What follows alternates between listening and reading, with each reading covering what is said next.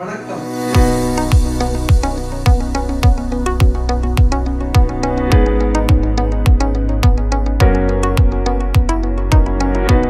இந்த காணொளியில நான் idiopathic intracranial hypertension அப்படின்னா என்ன அப்படின்னு நான் சொல்ல போறேன்.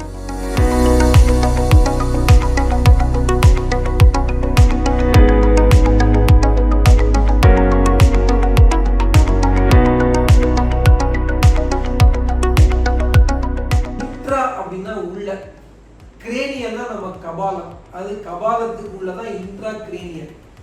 ஹைப்பர் அப்படின்னா கூட, டென்ஷன்னா அவங்க எல்லாருக்குமே தெரியும்.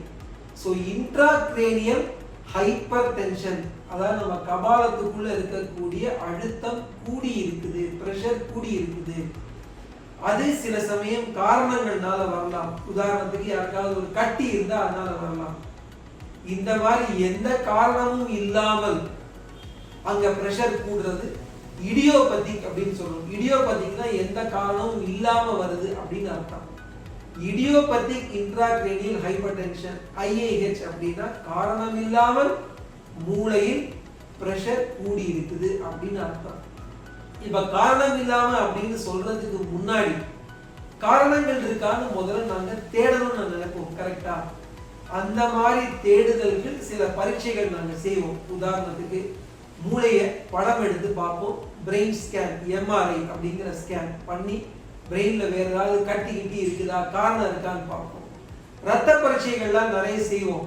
முதல்ல சாதாரண ரத்த பரீட்சைகள், அதற்கு பிறகு நம்ம எதிர்ப்பு சக்தி நம்ம மேல திரும்பி இருக்கா அப்படின்னு பார்க்கக்கூடிய பரீட்சைகள், இது போன்ற பல பரீட்சைகள்லாம் செய்து முடித்து கண்களையும் ஒரு போட்டோ மூலமா எடுத்து அந்த கண்கள் அந்த பிரஷர் தெரியுதா, ஃபண்டஸ் போட்டோகிராஃப் அப்படிங்கிறது எங்களுடைய கண் மருத்துவர்கள் மூலமா எடுக்க வச்சு இதெல்லாம் முதல்ல பார்த்துட்டு ஆமா இந்த இடியோபதிக் இன்ட்ராக்ரேனியல் ஹைப்பர்டென்ஷன் இருக்குது அப்படிங்கறத நாங்க தெரிஞ்சுக்கிடுவோம். இத பேஷண்ட்ஸ் நீங்க எப்படி உணர்ந்தீங்கள்ட்ட வருவீங்க, தலை ரொம்ப வலிக்குது சார் அப்படிங்கறத முக்கியமான காரணமா வருவாங்க. இந்த தலைவலி நிறைய பேருக்கு சாதாரண காரணங்கள், மைக்ரேன் அது போன்ற காரணங்கள், ஒற்றை தலைவலின்னு சொல்லுவோம், அதுலயே வரலாம். டென்ஷன்னாலே தலைவலி வரலாம். ஆனா இந்த இடியோபதிக் இன்ட்ராக்ரேனியல் ஹைப்பர்டென்ஷன்ங்கிற வியாதியில வரக்கூடிய தலைவலி பாத்தீங்கன்னா நாளுக்கு நாள் கொஞ்சம் ஜாஸ்தியாயிட்டே போகும். அப்ப நமக்கு தெரிஞ்சிடும் கஷ்டப்படுறாங்கன்னு சொல்லிட்டு.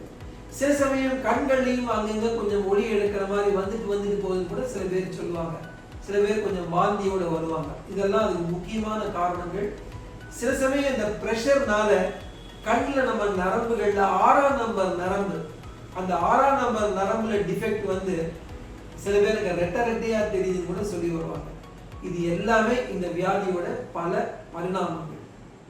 சரி, இந்த மாதிரி இருக்குதுன்னா இதுக்கு எப்படி நம்ம வைத்தியம் பண்றது, அதான் அடுத்து பார்க்கணும் இல்லையா? முதல்ல இதுக்காக நீங்க கவலைப்பட தேவையில்லை. மருந்துகள், நல்ல மருந்துகள் இதுக்கெல்லாம் இருக்குது. இப்ப இந்த பிரெயின்ல இருக்கக்கூடிய பிரஷரை குறைக்கிறதுக்கு உண்டான மருந்துகள் அதான் நம்ம கொடுக்கணும். அந்த மாதிரி கொடுக்கக்கூடிய மருந்துகள்ல முக்கியமான மருந்து அசிட்டசோலமைட் அப்படிங்கிற ஒரு மருந்து, மிகச்சிறந்த மருந்து. அந்த மருந்து கொடுக்கும் போது நல்ல விளைவுகள் உண்டு. அந்த மருந்துகளுக்கு, எல்லா மருந்துகளுக்கும் நம்ம கொஞ்சம் பக்க விளைவுகள் பத்தி நம்ம யோசனையும் பண்ணி கரெக்டா அதுக்கும் நம்ம பார்த்துட்டு வரணும். இந்த மருந்துகள் கொடுக்கும் போது நிறைய தண்ணி குடிக்கணும். தண்ணி குடிக்காம இருந்துன்னா நம்ம சிறுநீரகத்துல கட்டி வந்துடும், ரீனல் ஸ்டோன்ஸ், கிட்னி ஸ்டோன்ஸ் வந்துடும். அது மட்டும் நல்லா ஞாபகம் வச்சுக்கணும். சில பேருக்கு ஆரம்பிக்கும் போது கையெல்லாம் ஒரு மாதிரி ஒரு எரிச்சல் மாதிரி வருதே சார், பாரஸ்தீசியான்னு சொல்லுவோம், அது வரலாம். அது வந்தாலும் பெரும்பாலும் அது சரியாயிடும். அதை பத்தி கவலைப்பட வேண்டாம். கொஞ்சம் டோஸ்ல ஆரம்பிச்சு படிப்படியா நாங்க டோஸ் நம்ம கூட்டி கொடுப்போம். தலைவலி குறையிற அளவுக்கு மருந்து கொடுப்போம். சில பேருக்கு இது தவிர தலைவலிக்கே சில மருந்துகளும் கொடுப்போம். சில பேருக்கு இந்த அஸ்டசோலமைடுக்கு பதிலாக டோபிரமேட் அப்படிங்கிற மருந்தும் சில பேருக்கு நாங்க கொடுக்குற வழக்கம் உண்டு. இந்த மருந்துகள்லாம் கொடுக்கும் போது பிரெயின்ல இருக்கக்கூடிய பிரஷர் குறையக்கூடிய வாய்ப்பு இருக்குது. ஆனா இதை கொடுத்த ட்ரீட்மெண்ட்டும் நம்ம முக்கியமா யோசனை பண்ணணும். அந்த பிரஷரை நம்ம கன்ஃபார்ம் பண்ணணும் இல்லையா, முதல்ல இருக்குதுங்கிறத. அந்த பிரஷரை கன்ஃபார்ம் பண்றதுக்கு தண்டுவடத்துல இருந்து நீர் எடுத்து நாங்க சோதனை பண்ணுவோம். அதான் LP டெஸ்ட்னு சொல்லுவோம்.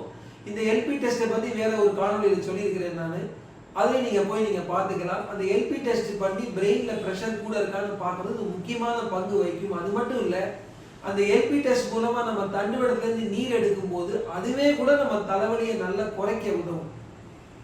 இப்ப சில பேருக்கு இந்த மருந்துகள் கொடுக்குறோம், இந்த தண்ணியை எடுத்து விடுறோம், அதை மீறியும் அவங்களுக்கு தலைவலி விடலை அப்படின்னு வச்சுக்கோங்க. அந்த ப்ரெஷர் கூடவே இருந்துச்சுன்னா சில சமயம் நம்ம கண்களை பாதிச்சிடும். அந்த கண்களை பாதிக்காம இருக்கணும் அப்படிங்கிறதுக்கு நம்ம சில சமயம் சில பேருக்கு மட்டும் அறுவை சிகிச்சை செய்ய வேண்டிய தேவை வரலாம். அது என்ன அறுவை சிகிச்சை? அது 2 விதம் இருக்குது. இந்த பிரெயின்ல இருக்கக்கூடிய நீர் போற பாதைகள்லாம் இந்த ப்ரெஷர் கூடி இருக்குது. அந்த ப்ரெஷரை நம்ம டீகம்ப்ரஸ் பண்றதுக்கு, அந்த ப்ரெஷரை குறைக்கிறதுக்கு அதுலேருந்து ஒரு ட்ரைனேஜ் ஆபரேஷன் மூலமா நமக்கு வயத்துல முக்கியமா கொடுக்கலாம். வென்ட்ரிகுலோ பெரிட்டோனியல் ஷண்ட் அப்படின்னு ஒரு ஆபரேஷன் பண்ணலாம். சில பேருக்கு கண்லேயே ஒரு சில ஆபரேஷன் இருக்குது, ஒரு முக்கியமான ஆபரேஷன் இருக்குது. அந்த ஆபரேஷனை கண் மருத்துவர் செய்வாங்க. ஆப்டிக் நோ ஃபெனஸ்ட்ரேஷன் அப்படிங்கிற ஒரு ட்ரீட்மெண்ட் இருக்குது. இதெல்லாம் அறுவை சிகிச்சை முறைகள். இதெல்லாம் தேவைப்படும் போது மட்டும் பெரும்பாலானவர்களுக்கு மருந்துகளே போதும். அதுல மருந்துகள்ல சரியாதவங்களுக்கு தான் சில பேருக்கு நம்ம ஆபரேஷன் தேவைப்படும்.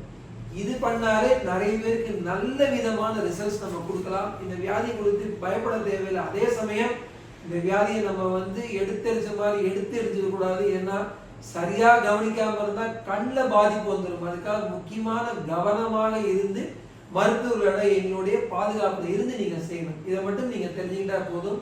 நன்றி, வணக்கம்.